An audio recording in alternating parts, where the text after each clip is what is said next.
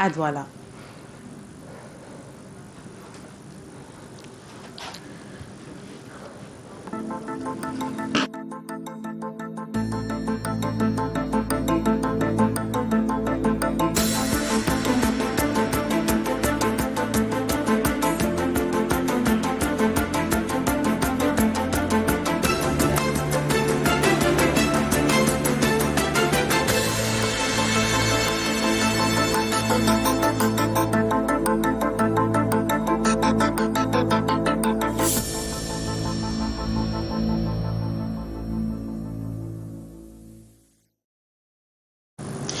Bonjour à tous et bienvenue à ce nouveau numéro de Un jour, un événement. Nous sommes le jeudi 1er décembre 2022 et comme vous le savez, chaque 1er décembre est consacré à la lutte contre le VIH-Sida. 20 années déjà que le Cameroun est engagé dans la lutte contre cette maladie et est sur le chemin de l'atteinte des objectifs de 2030 sur le VIH-Sida, a assuré le secrétaire permanent du comité de lutte contre le VIH. Si on s'en tient aux chiffres qui montrent que 95% des personnes vivant avec le VIH connaissent leur statut, 75% sont sous traitement antiviraux et 65% avaient déjà fait au moins une charge virale. Et la tranche d'âge la plus touchée reste celle de 19 à 29 ans. La prévalence nationale est toujours stable de 2,7%. C'est 496 506 personnes qui vivent avec le VIH au Cameroun. Le taux de prévalence au sein de la population âgée entre 15 et 49 ans est de 2,7%. Je l'ai dit plus haut, le taux de prévalence chez les travailleuses de sexe est estimé à 24,3%. Elle est déjà sur ce plateau avec nous pour en parler. Carole Toché, bonjour. Bonjour Mireille, bonjour à tous les téléspectateurs de Canal 2 International. Alors, vous êtes directrice du programme Horizon Femmes, cette association qui est impliquée dans la lutte contre le VIH-Sida et les violences faites aux femmes à cause d'une maladie. Oui, Mireille. Horizon Femmes travaille au quotidien dans la lutte contre le VIH et aussi dans la réduction des violences faites aux femmes. Alors, au moment où l'on sensibilise sur les moyens de prévention et de lutte contre le VIH-Sida, vous avez rendu public une enquête qui montre que les travailleuses de sexe infectées par le VIH-Sida sont victimes de violences. Oui, il faut juste rappeler que les travailleuses de sexe sont une cible prioritaire d'Horizon Femmes dans la lutte contre le VIH-Sida. Et on s'est rendu compte qu'au quotidien, elles sont violentées dans le cadre de leurs activités. Pas forcément celles qui sont porteuses du VIH parce que dans leur lieu de travail, on ne peut pas identifier celles qui ont le VIH, celles qui n'ont pas le VIH, mais de manière générale, elles sont victimes de violences. Et on pense que le fait d'être violentées a un impact direct sur leur prise en charge au quotidien, même dans le suivi de leur traitement. C'est pour ça que nous avons justement, parce que vous savez que ce mois camerounais se chevauche également avec les 16 jours d'activisme contre les violences basées sur le genre qui va du 25 au 10 décembre. Donc c'est pour ça que nous avons associé cette campagne pour montrer un peu l'impact que peuvent avoir les violences sur les travailleuses de sexe dans leur traitement, surtout celles qui sont porteuses du VIH. Alors il faut dire que ONU-SIDA, pour cette célébration, a arrêté comme thème égalité maintenant. Comment comprenez-vous ce thème, Carole Toché? Nous comprenons ce thème égalité maintenant, il est simple. C'est dit, personne ne doit être mis en marge. Quelle que soit la cible, nous sommes là pour lutter contre une maladie et toutes les personnes qui sont concernées doivent être touchées. On peut percevoir ça comme comme une organisation qui fait la promotion du travail de sexe, mais non. Nous sommes là pour lutter contre le VIH-Sida. Et comme vous l'avez dit tantôt, le taux de séroprévalence est très élevé sur cette population cible. Et si nous voulons vraiment lutter contre cette pandémie, nous ne devons laisser personne en marge. C'est pour ça qu'il est important. Et c'est vraiment l'accent, du moins la pertinence du slogan de cette année. Alors, pourquoi beaucoup continuent de cacher leur statut aujourd'hui, beaucoup de personnes qui sont infectées par le VIH-Sida? Beaucoup continuent de cacher leur statut. D'abord, un problème de santé. Et la santé, c'est quelque chose de confidentiel. Ce n'est pas quelque chose qui est particulier au VIH-Sida. C'est-à-dire que n'importe qui ne brandirait pas son carnet médical à tout venant. Mais la question par rapport au VIH, c'est aussi que il y a encore la stigmatisation. C'est vrai que beaucoup de choses ont été faites, mais la stigmatisation persiste, même auprès des personnes, entre guillemets, sensibilisées. Je vois depuis ce matin, j'ai suivi beaucoup d'émissions dans les radios, dans les télés, où on a encore ces stigmatisations qui persistent. Dès que vous êtes avec quelqu'un, dès que vous apprenez que cette personne est porteur du VIH, vous l'évitez, vous avez peur de manger avec lui, vous avez peur. On connaît tous les moyens de prévention. Qu'est-ce qu'il faut faire pour éviter le VIH? Donc, c'est des gestes comme ça qu'on essaye de promouvoir au quotidien pour essayer de réduire la stigmatisation. Mais je vais dire que beaucoup de choses ont été faites, même en matière de stigmatisation, parce que je me rappelle en 2004, quand nous avons commencé la lutte, c'était pas comme aujourd'hui. Même travailleuses de sexe, là, même aller faire les sensibilisations, c'était pas évident. Aujourd'hui, tout le monde a le courage de se rendre dans une formation hospitalière ou dans les associations à base communautaire. Et également, il y a beaucoup d'avancées. Vous allez voir, aujourd'hui, on parle des méthodes innovantes de prévention. On en parle au cours de cet entretien. Alors, Carole Toché, parlez-nous de l'implication des organisations à base communautaire aujourd'hui dans la lutte contre cette maladie et dans la prise en charge. Je pense que, comme j'ai dit, quand nous voyons d'où nous venons, c'est-à-dire depuis 2004, nous sommes en 2022 aujourd'hui, il y a beaucoup de choses qui ont été faites. Du niveau stratégique au niveau opérationnel, parce que les communautaires sont fortement impliqués à tous les niveaux. Au niveau stratégique, je dirais même politique, dans l'élaboration même déjà des documents stratégiques, les organisations sont impliquées à tous les niveaux. Dans l'élaboration des politiques, dans l'élaboration des stratégies, dans la proposition des différentes. Et c'est à saluer cette implication. C'est vraiment à saluer. Parce que nous travaillons en étroite collaboration avec le CNLS-GTC, avec les différents GTR dans les différentes régions où nous sommes physiquement représentés. Et nous avons un partenariat, je vais dire un très bon partenariat sur le terrain parce que nous sommes impliqués à tous les niveaux. Maintenant, au niveau opérationnel, nous sommes impliqués dans la participation à des activités. Vous allez voir de plus en plus, il y a des notes qui sont produites sur qu'est-ce que les communautaires doivent faire. On a aujourd'hui la dispensation communautaire des ARV. Je pense qu'il y a 10 ans, personne n'aurait imaginé ça. Vous pouvez prendre votre boîte d'ARV à Horizon Femmes, à Yaoundé, à Douala, n'importe où, dans d'autres organisations aussi, pas seulement Horizon Femmes. On peut aller prélever quelqu'un en communauté pour sa charge virale. Donc on n'a plus besoin, on essaie de démédicaliser cette perception du VIH-là. Toujours pour éviter une stigmatisation, parce que bien sûr, si vous vous rendez dans une formation sanitaire et qu'on vous voit entrer dans un hôpital du jour ou dans un service de prise en charge des personnes vivant avec le VIH, on va directement vous assimiler à quelqu'un qui est malade. Et parfois, vous êtes victime de stigmatisation. Oui. C'est pour réduire la stigmatisation, mais aussi pour démédicaliser, pour déconstruire cette idée que les gens ont eu du VIH.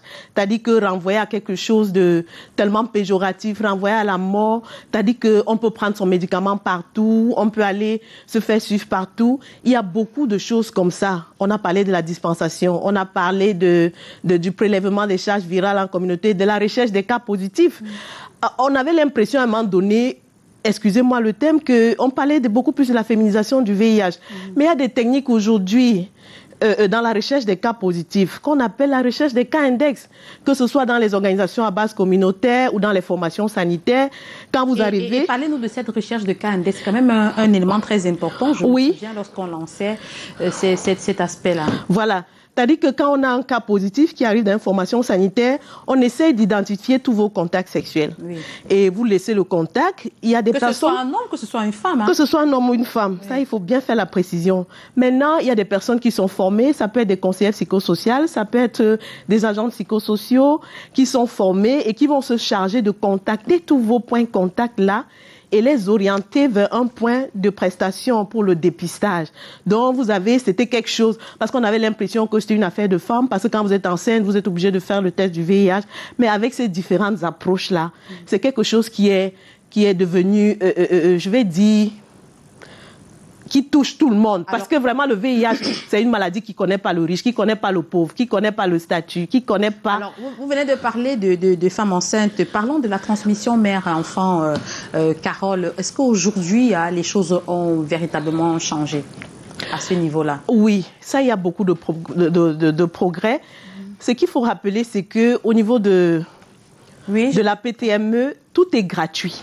C'est pour ça que dans la sensibilisation que nous faisons sur le terrain, nous invitons toutes les femmes en âge de procréer, celles qui ont envie de faire des enfants, de se rendre dans les formations sanitaires, pour celles qui sont déjà enceintes, de faire le test de VIH, parce que si elles sont positives, elles sont rapidement prises en charge et elles ont beaucoup de chances de donner naissance à un bébé sain.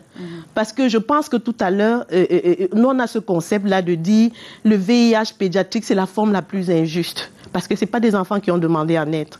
C'est pour ça que la sensibilisation doit être accentuée auprès des femmes en âge de procréer et même des hommes, parce que les femmes ont fait des enfants, c'est un couple qui fait des enfants, c'est un homme et une femme, pour sensibiliser en disant quand une femme est enceinte, et surtout que c'est gratuit. C'est pour ça que les gens ne devraient pas avoir peur sur les aspects de coût.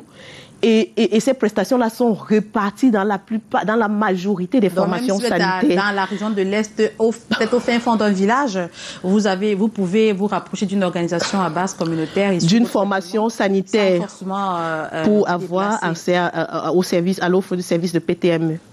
Alors Carole, aujourd'hui, on célèbre la journée mondiale de lutte contre le VIH. Plus de 20 ans que le Cameroun lutte contre cette maladie qu'on avait qualifiée de pandémie il y a quelques années. Est-ce qu'aujourd'hui, on devrait encore avoir peur du VIH-Sida au Cameroun? Je dirais non. On ne devrait même plus, pas seulement au Cameroun, dans le monde entier de manière générale, on ne devrait plus avoir peur du VIH. Et surtout, comme on l'a dit, la particularité de cette maladie, c'est qu'on connaît les modes de transmission, les moyens de prévention. Et c'est ça qui fait la particularité avec les autres pathologies, où vous ne connaissez même pas ce que vous devez faire et vous tombez malade. Mais la particularité, c'est qu'on peut développer des attitudes qui ne nous exposent pas au risque de contamination. Mais maintenant, même lorsqu'on est... Oui, c'est-à-dire que même lorsqu'on est... Les attitudes, c'est-à-dire qu'on dit que qu'est-ce qu'il faut faire pour les rapports sexuels protégés, ou bien avec un partenaire non protégé, avec un partenaire sain. Si vous ne connaissez pas le statut de votre partenaire, il vaudrait mieux vous protéger. Et on dit systématiquement à tous les coups, il faudrait être fidèle à un partenaire sain. Il faudrait utiliser systématiquement il faudrait connaître même déjà son statut sérologique, parce que ça entre dans les moyens de prévention. Vous ne pouvez pas faire une sensibilisation quand vous-même vous ne connaissez pas votre statut sérologique. Et parlant de statut sérologique, Carole, il faut dire qu'aujourd'hui il y a de nouveaux moyens de prévention. Parlez-nous-en et dis-nous si ces moyens-là sont déjà disponibles au Cameroun. Oui, aujourd'hui, on a des méthodes, on appelait ça méthode innovante de prévention. On a par exemple l'autotest. C'est vrai que ce n'est pas encore très vulgarisé, mais aujourd'hui, vous pouvez trouver l'autotest auprès des populations clés, notamment les TS pour ce qui est de notre cible. On l'expérimente également auprès des jeunes. L'autotest, c'est-à-dire vous achetez on vous distribue des kits. Oui. Les kits sont même distribués carrément. Et on vous donne la possibilité, Mireille, de faire votre test chez vous, en toute discrimination, en toute confidentialité. Vous êtes formé sur comment vous devez procéder pour utiliser ce kit. Et vous pouvez le faire. Et c'est de ça qu'il s'agit. Alors, ce kit-là, est-ce qu'on le trouve en pharmacie? On peut le trouver en pharmacie? Si moi, par exemple, je veux connaître mon statut et je n'ai pas envie de me rendre dans une formation hospitalière, je veux le faire de manière discrète, je me procure le kit où actuellement au Cameroun? Comme je l'ai dit, il n'est pas encore très vulgarisé. Il est encore à sa phase de test. Il y a des organisations, comme Horizon Femmes par exemple. Nous avons les kits d'autotest qui nous sont remis par les partenaires et par les institutionnels. Donc, quand vous arrivez dans nos différents life centers, nos centres de vie, vous pouvez avoir un kit d'autotest. Mais c'est pas encore, vous pouvez pas l'acheter peut-être au bord de la route comme un préservatif, non.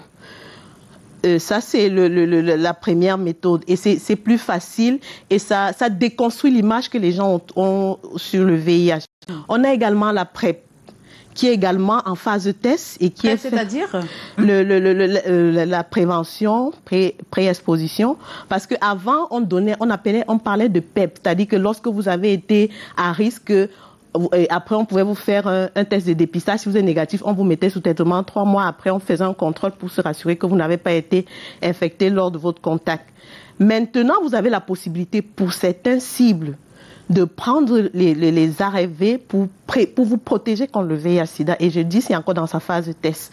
Donc, vous arrivez, on vous fait un test de VIH, on se rassure qu'il est négatif, on vous fait un certain nombre d'examens et puis on vous donne le médicament. Le jour où vous décidez d'arrêter, vous revenez faire le test et vous décidez d'arrêter. Donc ça, ce sont vraiment les méthodes innovantes. Et ça aide également dans la discrimination parce que vous pouvez retrouver les boîtes d'ARV partout. Ce n'est pas forcément parce que les gens cachaient, parce qu'on avait l'impression que quand vous retrouvez avec une boîte, c'est parce que vous étiez VIH positif. Non, vous avez dans certains groupes, tout le monde a sa boîte parce que les gens sont sous PrEP. C'est pas parce qu'ils sont porteurs de VIH. Donc, on a également les sensibilisations à travers des plateformes comme YouTest chez les jeunes, qui permettent de passer le message à travers les TIC, qui sont des nouvelles méthodes comme ça. Bon, les gens auront l'impression que l'on ne parle plus beaucoup du VIH, mais je pense qu'il y a beaucoup de choses qui sont faites. Et peut-être les stratégies ont changé. On n'a plus l'impression que c'est beaucoup trop de folklore, mais l'impact est beaucoup plus significatif aujourd'hui. Merci Carole Toché d'être venue sur ce plateau pour que nous parlons ce jour de l'action des communautaires dans la lutte et la prise en charge contre le VIH-Sida. C'était dans le cadre de votre programme Un jour, un événement. Merci Mireille, c'est moi qui vous remercie. C'est toujours un plaisir de venir partager notre expérience sur votre plateau. C'est l'occasion pour nous de dire merci à tous nos partenaires qui nous accompagnent, particulièrement le CNLS-GTC, tous les groupes techniques régionaux et tous les partenaires au développement. C'est ici que s'achève cette autre édition de Un jour, un événement. Merci de nous avoir suivis. Merci.